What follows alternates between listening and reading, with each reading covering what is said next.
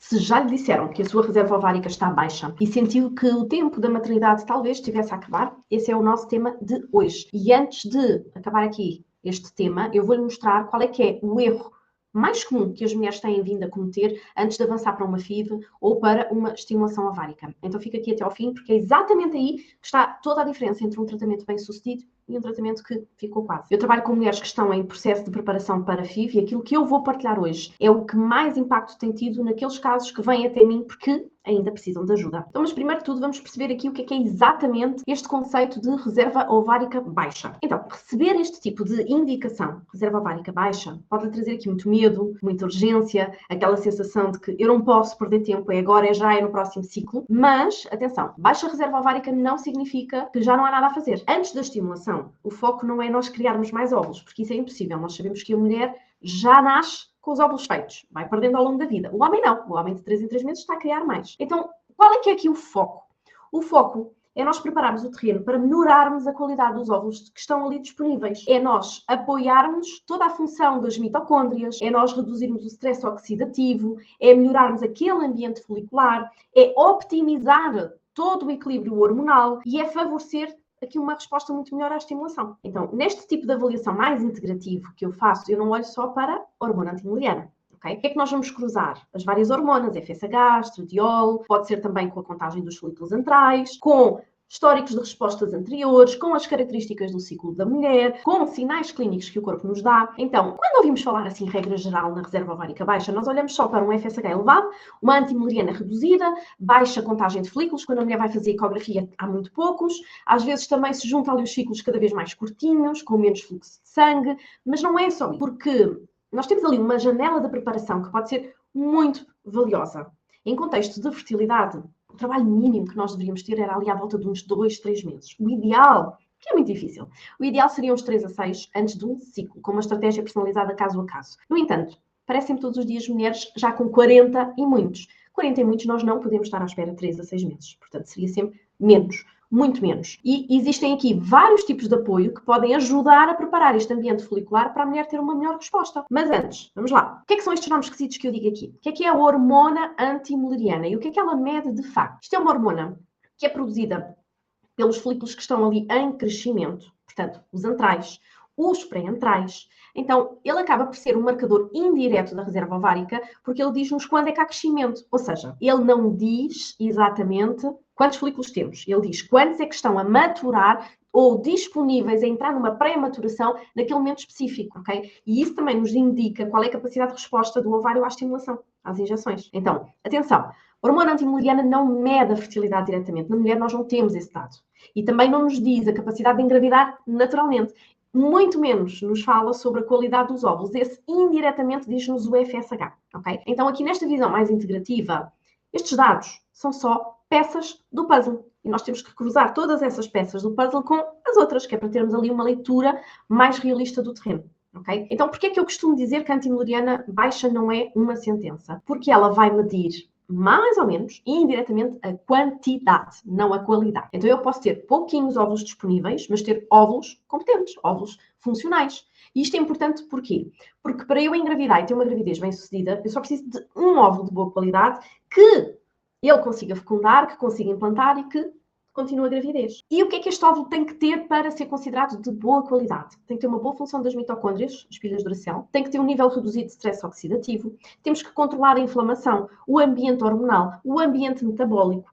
Em termos de medicina chinesa, é aquilo que nós chamamos o declínio do yin, do rim, que à medida que a idade vai passando por nós, temos menos energia do rim, que eu aqui digo que é como se fosse a caixinha do tesouro, que vai esvaziando à medida que o tempo passa por nós. Só que esta caixinha do tesouro, que a medicina chinesa fala, tem duas partes. Tem uma que é inata, que é aquela que nos é dada pelos pais, que podemos cruzar com a medicina ocidental como se fosse a genética, e tem outra pós-natal que é a adquirida. Esta adquirida é aquela que nós condicionamos através do nosso estilo de vida, para o bem e para o mal. É o sono, é a alimentação, o sedentarismo, as doenças que temos, a parte mental também. Então, repare, a genética nós não mudamos, mas o adquirido, o pós-natal, do yin, do rim, nós conseguimos mudar. Então, lá está. Não está tudo fechado. Tá bem? Existe aqui margem de intervenção. Agora, qual é que é o erro mais comum? É quando eu vou entrar numa estimulação sem preparar o terreno. E isto acontece porque as mulheres chegam à clínica e colocam-lhes a pressa, o medo, a culpa em cima. Só que isto é um erro, porque muito dificilmente naquela estimulação o corpo está preparado para reagir, porque se ele estivesse preparado ele conseguia engravidar de forma natural, não é? Então, o ir para FIV ou ir para ICSI ajuda-nos a colmatar a pressa, porque por cada mês eu ovulo um óvulo, então eu tenho uma oportunidade de fecundar. E nós sabemos que o ser humano, mesmo em condições normais, estando tudo bem no ciclo, só temos 20% de probabilidade de conseguir engravidar. Numa FIV, nós vamos recrutar mais óvulos. Então, nós temos mais oportunidades. E por isso, temos mais margem. Só que se aqueles óvulos recrutados não tiveram trabalho prévio feito, é dinheiro para o caixote de lixo. Tá bem? Então, clinicamente, isto é um erro. Porquê? Porque a estimulação vai trabalhar com o que o seu corpo tem naquele momento. E ele não conseguiu engravidar. Então, antes de jogarmos aqui a roleta russa e de ser um jogo à sorte, vamos olhar para aquele ambiente interno da mulher e do homem também e vamos ver o que é que está desfavorável. Se há uma inflamação baixa residual, às vezes não é baixa, é bastante pronunciada. Como é que está a função mitocondrial no corpo da mulher? Que déficits nutricionais existem? Que desregulação hormonal existe? Porque se isso acontecer, a resposta vai ser mais fraca. Qual é que é aqui o ideal? Então, a ciência diz-nos que o ideal seriam 2, 3 meses, no mínimo, antes de uma FIV, com foco na qualidade dos ovócitos, no ambiente metabólico. Então, quando nós fazemos este trabalho bem feito, nós não estamos a perder tempo. Nós estamos a ganhar eficiência biológica, estamos a poupar recursos financeiros, que são cruciais. Portanto, temos que ser realistas. Se não houver, após os 40, se não houver capacidade monetária, não dá para fazer uma FIV, ok? E estamos também a falar aqui do emocional, da resistência emocional deste casal. Então, temos que poupar os trunfos que temos para os usar bem usados, porque mesmo bem usados, nós não temos a garantia do 100%. Então, este trabalho tem que ter mais respeito aqui pelos casais, ok? O que é que influencia mais a resposta à estimulação, além da reserva ovárica? E é aqui o que diferencia o trabalho de só ciência ou olhar para a ciência e ver este lado mais integrativo. Então, a resposta à estimulação, ela não depende só do número dos folículos. Também, como eu disse, vai depender da função das mitocôndrias, estresse oxidativo, disponibilidade dos antioxidantes no corpo da mulher, isto, óvulos. Na parte da inflamação sistémica temos a PCR se está elevada ou não, se existe endometriose, adenomiose, se existe doenças autoimunes, como é que está aquele intestino, se está permeável, qual é o impacto de tudo isso no ambiente folicular, ou seja, dentro do ovário. Se isso está a afetar aquele óvulo que está ali meio adormecido e que vai ser chamado, como é que está o metabolismo da mulher, glicémia, a insulina, porque tudo isso vai ter impacto na função hormonal dela. Então temos que corrigir antes, está bem? Outras questões que temos que preparar aqui é o nosso sistema nervoso e o stress. Porquê? Porque se nós estamos em stress, que é difícil, não é? É difícil não sentirmos. O que é que acontece? Cortisol elevado, stress, vai desregular o eixo mais importante aqui, que é o hipotálamo e hipófise ovário, que é como se fosse uma escada hormonal, tem que estar bem aqui para serem recrutadas as hormonas certas, na quantidade certa, a fazer a função ideal para que aqueles ovários respondam. Isto em medicina chinesa, nós dizemos que é como se fosse uma desregulação do Shen, que é a mente, que afeta a ovulação. Não é que seja uma causa, a mulher está estressada, mas é mais uma coisa que se colocarmos stress em cima da mulher, que não a vai ajudar de todo. Em vez de colocar pressão em cima, e tem que ser para ontem, e vamos já, calma, vamos organizar, porque essa organização vai dar muito mais confiança ao casal, tá bem? E eu não falo com isto de nós adiarmos FIVs meses, tá bem? Porque nós não temos esses meses. Depois, outras questões que temos que ter aqui em conta. A circulação pélvica, por exemplo. Como é que está a circulação no útero daquela mulher? Porque nós precisamos de nutrição nos folículos, nutrição no endométrio. E isto na medicina chinesa, nós falamos do Qi, a energia e o sangue. Tem que haver uma circulação. E muitas das mulheres têm uma estagnação, portanto não flui. E depois, aqui um pouquinho mais em termos de ciência, vamos falar sobre o estado nutricional. Como é que estão os micronutrientes naquela mulher? Antes não se falava ferritina, não se B12, vitamina D, não se falava nada disso, não era tido em conta. Agora as mulheres já pesquisam muito na internet, já têm isso em conta, mas pegam num ou noutro. Portanto, não veem the big picture. Então, estamos a melhorar, mas ainda não estamos lá. Até porque, imagine, eu tenho a tendência para uma ferritina baixa. Ok, vou repor. Faço ferro endovenoso, faço ferro oral. Então, e a causa? Porquê é que eu tenho ferro baixo, tendencialmente? É que se eu não tratar a causa, assim que o embrião se formar, ele vai me tirar os toques todos que eu acabei de tomar. Acabei de conseguir aqueles toques e eles vão abaixo. Então, eu já não vou ter para a fase seguinte em que o embrião vem tirar muito. E o embrião precisa. Porque aquela falsa ideia de que a anemia na grávida é normal é comum. Não é normal, nem é ideal. Mas isso é outra história. Quero que fique aqui com esta conclusão muito simples. É que a reserva diz-nos o que é a capacidade de resposta. Não nos diz o ontem, nem o amanhã. Não, ela diz-nos neste momento como é que os meus folículos conseguem responder. Mas A maneira como eles respondem está também muito condicionada pelo terreno. E é exatamente aqui que a maior parte das mulheres não é orientada. Porque olhar para números isolados e quando medem. Quando vão a FIV e medem a antimileriana ou a FSH, porque muitas das vezes nem é medido. Preciso que entenda que o contexto clínico completo, que é o hormonal, o metabólico, inflamatório, o emocional, ele muda completamente o resultado de um ciclo. O que é que nós temos que ver? O que é que vale a pena rever antes de avançar? Cruzar dados, acima de tudo. Tá bem? Não ver dados de hormonas que estejam isolados. Eu tenho que cruzar para tomar decisões. Muitas das vezes vêm mulheres que falam comigo pelas mensagens e dizem, eu tenho este nível, eu tenho aquele. Hormona antimileriana 0,4 é um número baixo. Mas uma coisa é se tivermos qualidade, outra coisa é se não tivermos. Okay? Eu engravidei de forma natural com uma antimileriana de 0,07, praticamente nulo. Mas óvulos que eu tinha estavam em boa qualidade, eram poucos. Mas estavam em boa qualidade e foi possível, ok? O FSH, nós sabemos que quanto mais elevado ele estiver, mais força o corpo tem para recrutar os folículos. E quando ele está muito elevado ali entre o terceiro e o quinto dia do ciclo, é o sinal que o meu corpo está sob pressão e a qualidade deles pode vir muito condicionada. Depois, por exemplo, se eu for medir o estradiol basal, também no início do ciclo, o que é que pode acontecer? O estradiol pode estar a suprimir o FSH e pode estar a disfarçar. Eu tenho ali uma dificuldade, mas o estradiol esconde. Portanto, faz o trabalho dele. Deixa-me pôr isto aqui bonitinho, que é para ver se escapa. Então temos que saber ler aqui os dados. Tá bem? Depois, contagem dos folículos antrais, que é aquilo que o médico vai ver na ecografia endovaginal. Às vezes até muito mais informativo do que a antimileriana, tá bem? Porque é uma contagem daquilo que eu vejo neste momento. Para mim, antes de um ciclo de estimulação, nós deveríamos sempre fazer a contagem. Porque aqueles pequeninos que lá estão, já é possível vê-los. Depois, outros dados interessantes que temos que... Eu estou a falar dos mais generalistas, está bem? Porque em consulta eu os meus muito, mas muito mais. É o histórico do ciclo. Como é que está o ciclo da mulher? Porque se eu tenho uma fase folicular muito curta, de um ciclo muito curto, então vai ter aqui um impacto na maturação dos meus ovócitos. Eu não vou ter óvulos que estejam maduros e que estejam capazes de fecundar. Ou então têm pouca força, está bem? Depois, por outro lado, se a mulher já fez uma estimulação, temos dados clínicos muito valiosos. Então não vamos partir como se fosse do zero, porque não é um zero. Porque aquele corpo já nos deu sinais. Então, tudo isso tem que ser informação usada, está bem? Depois, além disso, estes são os parâmetros base.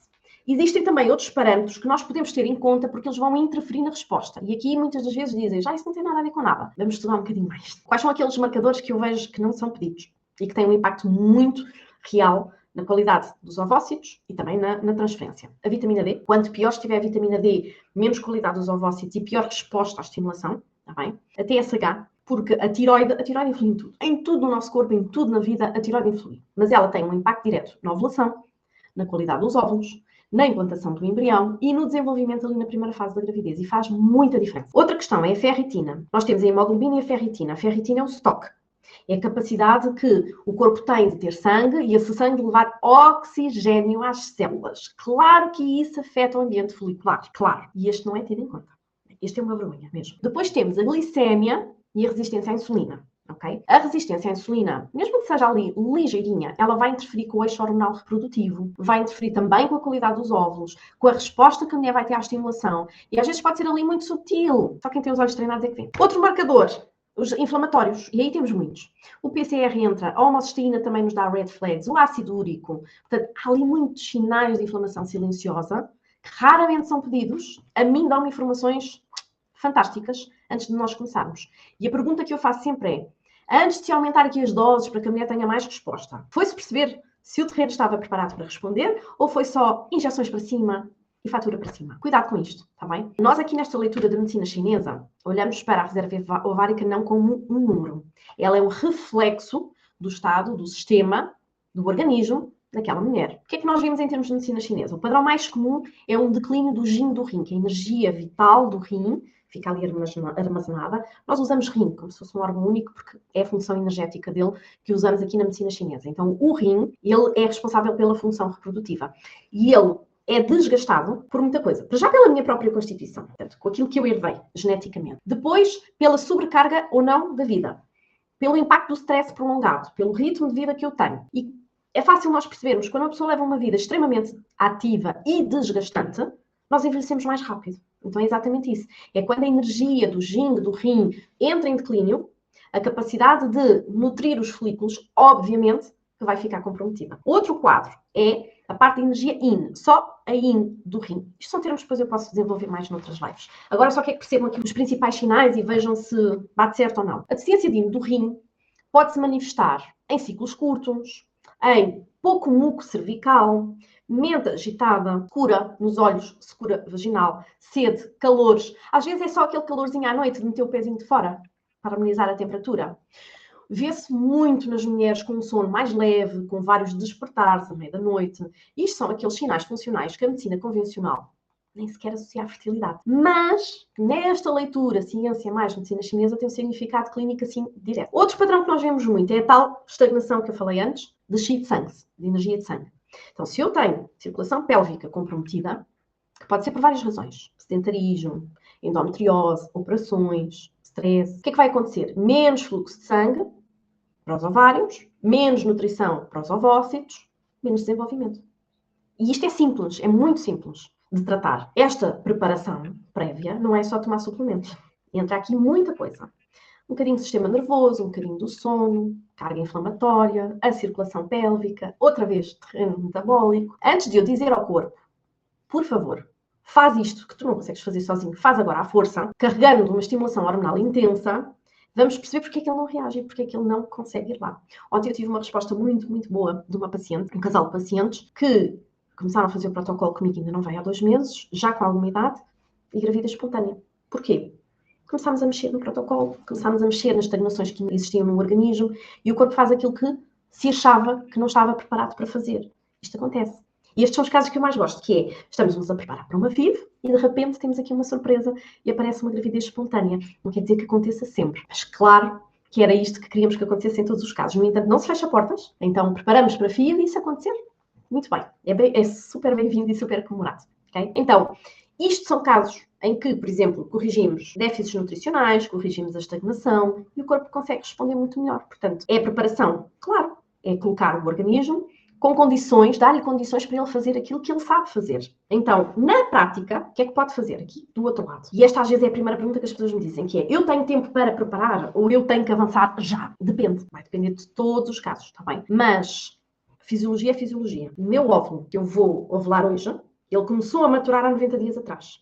Ou seja, nestes últimos 3 meses, antes da punção, antes da ovulação, tudo o que eu comi, tudo o que eu fiz, tudo o que eu vivi, todos os problemas de saúde que eu tive, vão ter um impacto direto na qualidade dos óvulos, que vão ser resgatados neste ciclo. Então, olhe para trás.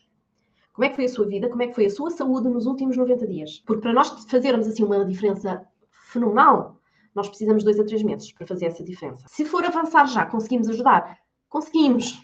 Mas temos que ter em conta que a nossa margem é diferente, está bem? Um trabalho bem feito é com 2, 3 meses. Quando é assim, por exemplo, quando eu apanho um casal que já está a fazer uma estimulação ovárica, vamos tentar ajudar os médicos a harmonizar os tamanhos, que é para conseguirmos extrair o maior número de ovócitos possível. Portanto, vamos ajudá-los naquele stress oxidativo que é maturar rápido, porque um óvulo está habituado a maturar para ovular, portanto, para chegar à fase completa, um único por ciclo. Quando vamos tentar mais por ciclo, é lógico que existe muito stress oxidativo. Então, claro que nós o conseguimos ajudar nesse processo, sim, mas não é o que conseguiríamos, está bem? Que se calhar são 80% mais se apanhássemos aquela janela temporal. No caso dos homens, se calhar até conseguimos incidir aqui um bocadinho com mais porcentagem de ajuda nos espermatozoides. Mas hoje a aula é aqui sobre a reserva ovárica. Então, eu não estou a dizer que seja obrigatório 6 meses ou que seja obrigatório 3 ou 2 meses, porque há casos em que a urgência clínica é real e não dá para esperar, está bem? Mas há muitos outros casos que é urgência emocional colocada em cima do casal. E eu entendo isso. E quase todos os casais caem nessa, está bem? São empurrados para fazer rapidamente uma FIV quando não havia preparação nenhuma. E depois eles próprios dizem, isto foi demasiado rápido, eu não estava à espera, não era a altura ideal, disseram-nos que tinha que ser assim e estou arrependido, está bem? Então, lá está. Depende muito de caso a caso. E eu não sou mais papista do que o Papa. Nós fazemos o melhor com aquilo que temos e às vezes não dá para adiar, está bem? Portanto, é mesmo assim, está bem? Depois, o que é que nós podemos aqui falar um pouquinho mais? Suplementação, sim ou não? Sempre. Mas a suplementação tem que ser específica àquele caso clínico. E eu vejo, por exemplo, há pessoas que me aparecem que já sabem alguns suplementos que iam-se fazer. Algumas eu até já vejo que fazem protocolos muito parecidos com os meus, porque os grupos do WhatsApp partilham-se imensa informação e os meus protocolos já andam por todo lado. O WhatsApp é fenomenal. Só que depois fazem asneiras terríveis. Mas terríveis. Tomam suplementos que não são indicados para eles, tomam 2 ou 3 suplementos para a mesma função e depois menosprezam outra. Portanto, estão a consumir tempo e dinheiro, não é? Tomam suplementos que acabam por ser contraindicados para o caso deles. Há um caso muito específico, eu hei de fazer aqui um post sobre isso, um stories, sobre a creatina, que é um suplemento que eu uso bastante. mas eu uso nas minhas pacientes que eu os preparei previamente para poderem usar a creatina. Ora, começa-se a falar cada vez mais que em alguns casos a creatina é contraindicada. E uma paciente perguntou-me isto e eu disse, não, no seu caso pode, e expliquei o porquê que pode. E ela disse, mas eu tenho esta patologia, posso? Sim, porque... E dei-lhe toda a lógica. Ora, para ela sim, para outra mulher que tem a mesma patologia que ela e não teve o trabalho prévio feito comigo, é pior. Vai exacerbar o problema dela. Então, cuidado com isto, tá bem? Porque, como se costuma dizer, cada macaco no seu galho. Então, eu não me meto no trabalho da equipa clínica. Quando eu o faço, é com contribuição positiva. Eu vou buscar estudos novos, que às vezes os médicos podem não ter tido conhecimento, podem não ter visto, e contribuo com um discurso positivo para dar àquela mulher mais segurança e saber o que é que existe de novo e o que é que pode ser usado no caso dela. Mas sempre para falar com o médico, nunca para impor. Então, nós tendemos sempre a acrescentar, não a tirar. E quando a informação pode passar despercebida e pode ser mal contextualizada naquele caso, é um tiro no próprio pé. E eu acho que os filhos são o nosso maior projeto de vida. Não é para brincar nem com saúde, nem com o meu tempo de fertilidade, que cada vez é mais escasso, e esse tempo que eu invisto em má suplementação porque não era para mim, esse tempo pode-me sair bastante caro, está bem? E fazer a diferença entre uma mulher conseguir ter filhos com óvulos próprios ou ovodoação. Então, cuidado com isto, com estas partilhas, está bem? Mas não é só suplementação, está bem? Isto era muito fácil. Se fosse aqui uma checklist de cápsulas para tomar, era muito fácil. Só que tenham atenção que se o contexto de vida não mudar, os suplementos não têm margem para atuar, ou têm muito menos. Então, há aqui muitas outras coisas que são extremamente importantes, principalmente numa reserva ovárica baixa. Por exemplo, o sono. O sono não é descansar. O sono é regeneração das células, produção de melatonina que protege os óvulos de stress oxidativo quando eles são chamados a crescer rapidamente. E quando eu durmo mal, todo aquele eixo hipotálamo, hipófise, ovário vai estar comprometido. E não há suplemento nenhum que consiga reverter os danos disto a 100%. Ajudamos, mas não revertemos, está bem? Depois, inflamação. Então, se eu tento tirar a inflamação daquela mulher com suplementação, mas a alimentação dela é completamente inflamatória, estamos a chover no molhado, está bem? Stress. Já sabemos que ele vai inibir o eixo reprodutivo. Nós, quando estamos em estado de ameaça, o stress é estado de ameaça. Nesta vida mais moderna é que nós não contextualizamos e não percebemos que o stress seria para nos proteger e ou atacamos o inimigo ou fugimos. Então, quando o meu corpo se sente em estado de ameaça, ele não vai priorizar a reprodução. Então, ele bloqueia as hormonas de reprodução. Então, imagina o que é andar a 1000 a hora cheia de stress e ir fazer uma FIV. Como? Biologicamente não é possível. Não é possível que o corpo responda da mesma forma do que eu estar com uma vida mais soft. Eu não digo com isto que tenha que pôr baixo e que não trabalhe. Eu não digo que não possa sentir stress com a FIV, porque toda a gente sente, mas uma coisa é aquele que é o normal, é o expectável e eu tentei fazer menos é mais na minha vida. Outra coisa é quando eu tenho a vida toda por trás e ainda me quero reproduzir. Não funciona. Tá bem? Depois a tal questão da circulação pélvica. Elas precisam de oxigênio, elas precisam de nutrientes. Se não chega lá, não dá. Tá bem? Não funciona.